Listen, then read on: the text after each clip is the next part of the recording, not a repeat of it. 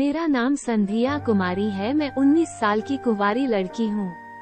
मैं उत्तर प्रदेश की रहने वाली हूँ। आज जो मेरे साथ घटना हुई है मैं आप लोगों को एक कहानी के जरिए से बताने वाली हूँ। एक दिन मेरे मम्मी पापा किसी काम से दिल्ली गए थे, तो मैं और मेरा बड़ा भाई जिसकी शादी हो चुकी है और भाभी भी बाहर गई थी, तो मैं और मेरा भाई दोनों ही घर पर थे। मेरे उसी रात को मेरे दोस्त का बर्थडे था, तो मैंने अपने बड़े भाई से कहा कि तुम भी साथ चलो, और वो भी आसानी से मान गया। तो हम दोनों उस रात को अपने दोस्त के घर के लिए निकल पड़े थे ताकि हम वहाँ खूब मस्ती कर सके। घर से हम लोग 5 बजे निकले थे। कार में मैं और मेरा भाई दोनों ही जा रहे थे। मेरे भाई की नज़र मेरे पर पहले से ही थी। वो हमेशा मेरे संतरों और शरीर को निहारता रहता था। जब से जवान हुई तब से ही उनकी आंखें मेरे ऊपर हमेशा रही है। मेरी भाभी काफी हॉट है, पर इसको कोई फर्क नहीं पड़ता। मेरी भाभी भी किसी दूसरे लड़के के चक्कर में रहती है, उसके साथ घूमती रहती है। तो जब घर में एक कैरेक्टर लेस हो तो फिर कोई क्या कर रहा है, अच्छा कर रहा है या गंदा कर रहा है, किसी को कोई कुछ समझ नहीं आता, ना फर्क पड़ता है। मेरी मम्मी भी कभी मेरी सपोर्ट नहीं करती, क्योंकि वो खुद ही पैसों के लिए किसी के साथ भी सब कुछ करने के लिए तैयार हो जाती है। जब घर में सब लोग कैरेक्टर लेस हो तो एक इंसान सही नहीं रह सकता। मैं उसी में से थी। मैं कोशिश करती थी कि मैं ऐसा कुछ भी नहीं करूं जिससे मेरी इज्जत पर आंच आए। इस वजह से मैंने कभी किसी बॉयफ्रेंड लड़के के चक्कर में नहीं पड़ी। तो आपको समझ आ गया कि मेरा परिवार कैसा है।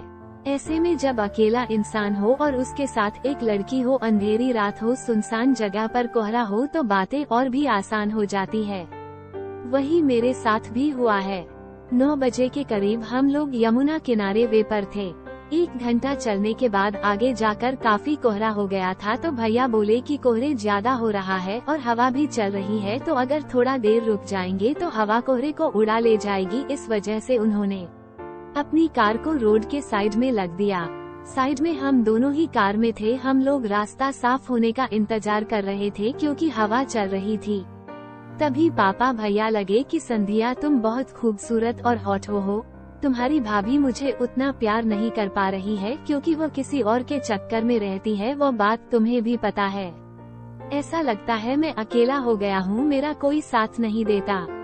आजकल जमाना बदल गया है, रिश्ते तो किसी से भी बना लो, कोई फर्क नहीं पड़ता है। तुम जवान हो गई हो, मुझे लगता है कि हम दोनों को एक दोस्त की तरह अब रहना चाहिए।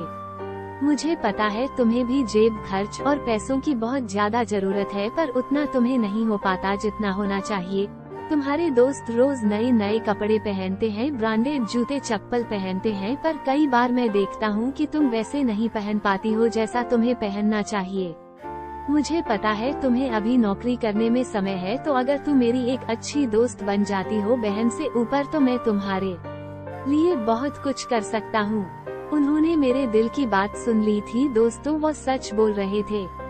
मुझे लगा ये ठीक बोल रहे हैं। मैंने अपने भाई से पूछा, फिर मुझे क्या करना होगा? दोस्त तो आप हमेशा ही हैं, बचपन से ही हैं। आप कहते तो थे कि हम दोनों भाई बहन एक दोस्त हैं।